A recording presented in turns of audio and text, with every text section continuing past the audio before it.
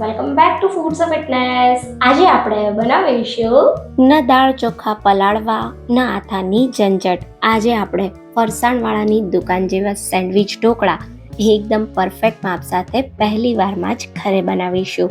તો આ ઢોકળા એકદમ રૂ જેવા પોચા અને જાળીદાર સાથે બજારમાં મળે બિલકુલ એ જ રીતના ઘરે તૈયાર થશે. તો ચાલો રેસીપી શરૂ કરીએ.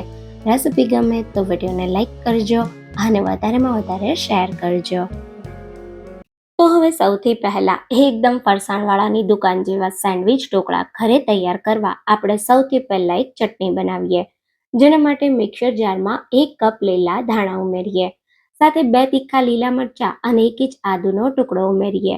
8 થી 10 મીઠા લીમડાના પાન ઉમેરીશું. અડધી ચમચી જેટલું જીરું ઉમેરીએ. સાથે 1 ચમચી જેટલું અથવા સ્વાદ પ્રમાણે મીઠું ઉમેરીએ. હવે અહીંયા આપણે 1 ચમચી જેટલી ખાંડ ઉમેરીશું અને એક મોટી સાઈઝના લીંબુનો રસ ઉમેરી દઈશું. અને હવે ચટણીને ગ્રાઇન્ડ કરવા પૂરતું ફક્ત 2 ટેબલ સ્પૂન જેટલું પાણી ઉમેરીશું. પાણી વધારે નથી ઉમેરવાનું. અને એકદમ સારી રીતે સ્મૂધ એવી ચટણીને પીસી લેશું. તો પીસાયેલી આ ચટણીને આપણે એક બાઉલમાં કાઢી લઈએ. અને હવે આપણે આની અંદર ઉમેરવાનો છે 1/4 કપ જેટલો ઝીણો રવો. તો અહીંયા આપણે થોડો ચટણી સાથે રવો મિક્સ કરી અને ચટણી ઉમેરીશું ને ઢોકળાની ઉપર, તો ઢોકળાનું લેયર ખૂબ જ સરસ તૈયાર થશે. 1 ચમચી જેટલું મેં દહીં ઉમેર્યું છે અને બધી જ વસ્તુને સારી રીતે મિક્સ કરી લેશું. તો ઢોકળાનું લેયર આપણે તૈયાર કરવા જે ગ્રીન બેટર જોઈએ એને મેં તૈયાર કરી લીધું. થોડી વાર આને રેસ્ટ આપી દઈએ. ત્યાં સુધીમાં આપણે એક બીજા બાઉલમાં 1 કપ જેટલો ઝીણો રવો લેશું. સાથે અડધા કપ જેટલું આપણે દહીં ઉમેરવાનું છે. ખાટું મોળું ગમે તે વેરાયટીનું દહીં તમે લઈ શકો છો. ખાટું દહીં લો તો ઢોકળાનો ટેસ્ટ વધુ સારો આવશે. હવે એમાં આપણે અડધી ટીસ્પૂન કરતાં થોડું ઉપર અથવા સ્વાદ પ્રમાણે મીઠું, 2 ઝીણા કાપેલા લીલા મરચાં, 1 ઇંચ છીણેલા આદુનો ટુકડો અને 1 ટેબલ સ્પૂન જેટલું તેલ ઉમેરીશું. તો ઢોકળાનું બેટર બનાવતા સમયે થોડું તેલ ઉમેરીએ તો ઢોકળા ઠંડા થયા પછી પણ એકદમ સોફ્ટ રહે છે. હવે અડધા કપ જેટલું અથવા જરૂરિયાત પ્રમાણે પાણી ઉમેરતા જઈ આપણે મીડિયમ ઘટ બેટર તૈયાર કરવાનું છે. તો બધી જ વસ્તુને આ રીતે પહેલાં સરસ મિક્સ કરી લેશું. અને હવે બેટરને ઢાંકી 10 મિનિટ માટે રેસ્ટ આપી દેશું.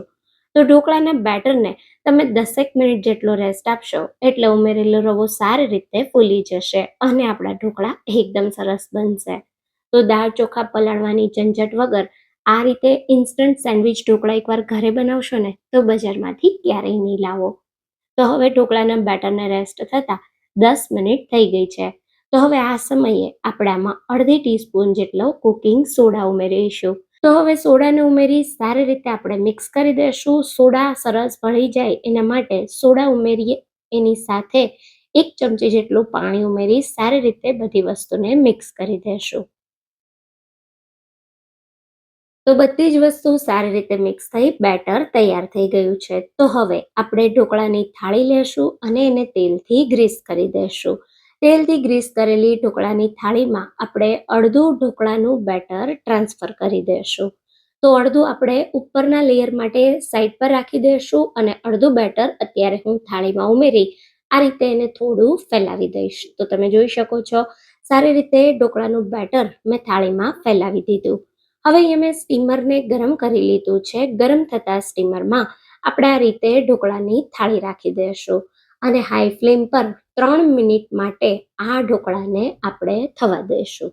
તો ઢાંકી 3 મિનિટ જેવા ઢોકળાને કૂક થવા દઈએ. ત્યાં સુધીમાં આપણે જે ચટણીવાળું લેયર તૈયાર કરવાનું છે એને તૈયાર કરીએ. તો ચટણીના બેટરમાં આપણે 1 ચપટી જેટલા કુકિંગ સોડા ઉમેરીશું. તો 1/4 ટીસ્પૂન જેટલા મેં લીધા છે. સારી રીતે એને મિક્સ કરી દઈશું અને આપણું આ ગ્રીન બેટર તૈયાર થઈ ગયું છે. તો આપણે ચટણીવાળું ગ્રીન બેટર તૈયાર કરીએ ત્યાં સુધી જ આપણે જે ઢોકળા સ્ટીમ થાય છે એને સ્ટીમ કરવાના છે. તો અહીંયા તમે જોઈ શકો છો 3 મિનિટ જેટલો સમય થયો અને આપણું ઢોકળાનું પહેલું લેયર સરસ તૈયાર થઈ ગયું છે. તો આપણે સ્ટીમરનું ઢાંકણ ખોલી લઈએ. આ રીતે તમે જોઈ શકો છો સરસ ઢોકળાનું એક લેયર સ્ટીમ થઈ ગયું. તો હવે આના ઉપર આપણે એકદમ હળવા હાથે ગ્રીન બેટરને ઉમેરી દેવાનું છે અને એકદમ હલકા હાથે ચમચીથી આ રીતે આપણે એને બધી બાજુ ફેલાવી દઈશું. તો વ્હાઈટ બેટર બિલકુલ ના દેખાય એ રીતે આપણે એને ફેલાવવાનું છે. તો અહીંયા તમે જોઈ શકો છો એકદમ સારી રીતે મેં ગ્રીન બેટરને આ રીતે વ્હાઈટ બેટર ના દેખાય એમ ફેલાવી દીધું. હવે ઢાંકી હાઈ ફ્લેમ પર 3 મિનિટ માટે ઢોકળાને ફરી આપણે સ્ટીમ થવા દઈએ. તો હવે અહીંયા લગભગ 3 મિનિટ જેટલો સમય થઈ ગયો અને તમે જોઈ શકો છો આપણું ઢોકળાના 2 લેયર્સ સારી રીતે તૈયાર થઈ ગયા છે. તો હવે ઢોકળાનું ત્રીજું લેયર તૈયાર કરવા અહીંયા આપણે જે ગ્રીન લેયર તૈયાર થયું છે એની ઉપર બાકીનું જે વ્હાઈટ બેટર છે એને આ રીતે ઉમેરી દેશું.